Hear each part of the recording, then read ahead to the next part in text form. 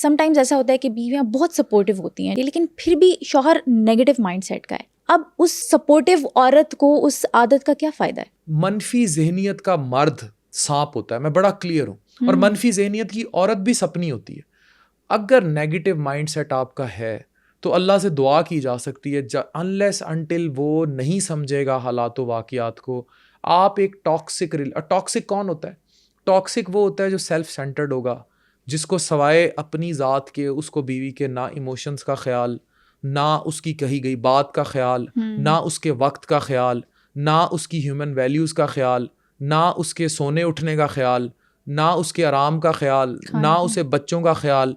मर्द की एक किस्म होती है बेहिस, ऐसे बेहिस होंगे, बाहर औरतों में लगे होंगे, वहां पैसे उजाड़ आएंगे। मेरे पास समीरा एक खातून आई, उसका मियाँ ओवरसीज था। अच्छा। तो मुझे चेक करा के कहा, मैंने कहा you are suffering from IBS, irritable bowel syndrome. मैं अच्छा। उसका हूँ मेदे जिगर का स्पेशलिस्ट। हाँ जी। मैंने आस्क्ड हर, तो शी टोल्ड मी कि मेरा जो हस्बैंड है ये उसके मैसेजेस हैं दूसरी औरतों के साथ, दुबई में इधर उधर, वो ड्राइवर था वहाँ। अच्छा। उनके लिए उसके पास लाखों रुपया है, सारा कुछ है, लेकिन मैं आपको चेक कराने के लिए भी फीस के पैसे माँ से लेकर आई हूँ। ठीक है। तो जब इस तरह का रिलेशनशिप होता है तो for what they are caring for, यानी कि शादी हुई भी है, एक वो फिजिकली भी आपके लिए अवेलेबल नहीं है, वो इमोशनली भी आपके लिए अवेलेबल नहीं है, वो फाइनेंशियली भी आपके लिए अवेलेबल नहीं है, तो फिर शादी की मतलब उस शादी, उस टॉक्सिक, उस सांप रिलेशनशिप को कैरी करने का मकसद क्या है? अच्छा, फिर मौशरती तौर पर आप छुपाने की कोशिश कर रहे हैं कि वी आर मैरिड, और अगर आप ऐसा करने की कोशिश कर रहे हैं तो फिर सवालिया निशान आ जाता है आपके पेरेंट्स पर, जो कह देते हैं बेटी को घर से भेज के कि भाई अब लाश ही वापस आए, वो फिर लाश आती है। बिल्कुल बिल्कुल, आई एग्री। तो ये बड़ा मैटर करता है जी। अच्छा, मियाँ बीवी अपने रिलेशनशिप को स्ट्रॉन्ग करने के लिए कौन सी 3 बातों का ख्याल लाजमी रखें? देखिए, मोस्ट इंपॉर्टेंट चीज़ इस जो बेडरूम की बात है वो बच्चों को भी नहीं बतानी, वो एक दूसरे के माँ बाप को भी नहीं बतानी। पेरेंट्स नहीं अंडरस्टैंड कर रहे होते कि आप दोनों की म्यूचुअल अंडरस्टैंडिंग किस लेवल की है, किस लेवल की नहीं है। जो लड़की अपना मेका नहीं छोड़ती ना, वो अपना ससुराल नहीं बसाती। इसी तरह जो मर्द अपनी माँ नहीं छोड़ता, इन ए सेंस के उससे अपनी बीवी डिस्कस करता है, वो अपना घर खराब करता है। वो अगली माँ नहीं पैदा कर सकता, वो अपनी माँ बचाते बचाते अपने बच्चों की माँ खराब कर देगा। तो एक तो ये चीज़ कि आपकी आपसी बातों में कोई और अलाउंस नहीं होनी चाहिए। What I preserved, what is the backbone of my and doctor Nazish relationship, we discussed our problems with each other, no one else, and we mutually solve. Number 2, भरोसा, trust. You have to trust each other at any cost. Trust in money, trust in relationships, trust in everything. अगर भरोसा टूट जाए तो फिर relation का कोई फायदा नहीं रहता। Infidelity, disloyalty ruins everything.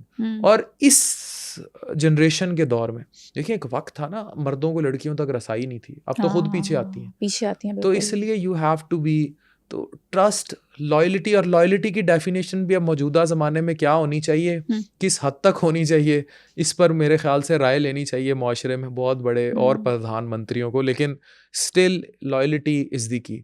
और तीसरी इम्पॉर्टेंट तरीन बात जो मुझे लगता है शायद सबसे इम्पॉर्टेंट है, रिस्पेक्ट। ओहो, वो तो मोस्ट इम्पॉर्टेंट है। आप एक दूसरे को इज्जत दें। मुझसे किसी ने सवाल पूछा कि औरत को कैसे राम किया जाता है, तो उसका जवाब था कि औरत को दूसरी औरत से राम किया जाता है। मैं इससे मतलब किसी और दूसरी औरत को आप सामने लाके खड़ा कर दें तो पहले वाली खुद सीधी हो जाएगी। नहीं, औरत को इज्जत से राम किया जाता है। I have seen people with 3 marriages, 4 marriages। एक तो हमारे वो दोस्त भी हैं, इकरारुल हसन साहब, ठीक है, वो हर ट्रिप पे एक अद्दी को साथ लेके जाते हैं, बारियां लगाई हुई हैं, ठीक है। It means at least he is balancing his relationships. Respect दें। अगर आप अपनी खातून को इज्जत और रिस्पेक्ट दे रहे हैं और वो भी म्यूचुअल रिस्पेक्ट दे रही है, ये की है, वो आपके बहुत सारे किए गुनाह माफ कर देगी, भूल जाएगी। लेकिन तुसी बड़े घर गालां देन लई हो, गंदी गालियां माँ बहन की, और उसकी इज्जत नहीं करते, उसकी नौकरानियों बच्चों के सामने उसे गालियां देते हो, फिर वो तुम्हारे वो शजरा नसब के भी इश्क निकाल के लाएगी जो तुमने ज़माना नाइल्मी में किए थे। और अगर आपने उसको इज्जत दे दी तो शायद वो तुम्हारे करंट गुनाहों पे भी चुप कर जाए. This is most important lesson I want to give to all males. औरत ना रिवेंज लेती है आपसे. अगर वो आपसे नहीं ले सकती, वो आपके बच्चों से लेगी कि तुम्हारा बाप ऐसा है. और अगर उसने आपकी औलाद के जहन में जहर भर दिया कि तुम्हारा बाप सांप है या टॉक्सिक है या इस तरह का है, या खौफ उसके दिल में बिठा दिया, तो बूढ़ा तो होना है. And you will lose lot of things in life. औरत बदला लेगी. ये नहीं हो सकता जितनी मर्जी आपसे वफादार हो, जितनी मर्जी लॉयल हो, अल्लाह ने औरत को ऐसा पैदा किया है इमोशनली, वो ना भी लेना चाहे तब भी वो आपके बच्चों से ज़रूर वो कुछ शेयर कर देगी और उन्हें नज़र आ जाएगा. तो फिर देन अल्टीमेटली आप अपनी औलाद लूज़ कर देंगे. आज अपनी बीवी को गाली देंगे, कल वही गाली आपका बेटा आपको देगा. क्योंकि औरतें जो है ना इमोशनली ड्राइवन होती हैं, मर्द नहीं होते, वो लॉजिकल होते हैं. और औरतें इमोशनल होती है और वो कहीं ना कहीं आके ना अपने इमोशंस दिखा ही देती है. ये बात भी है, लेकिन कुछ मर्द भी बड़े इलॉजिकल होते हैं आजकल के दौर में. मर्द भी तो बहुत, मैंने औरतों को बड़ा सियाना देखा. मैंने 18 साल की से मेरा एक लड़की देखी. She was even wiser than a 60-year-old mail.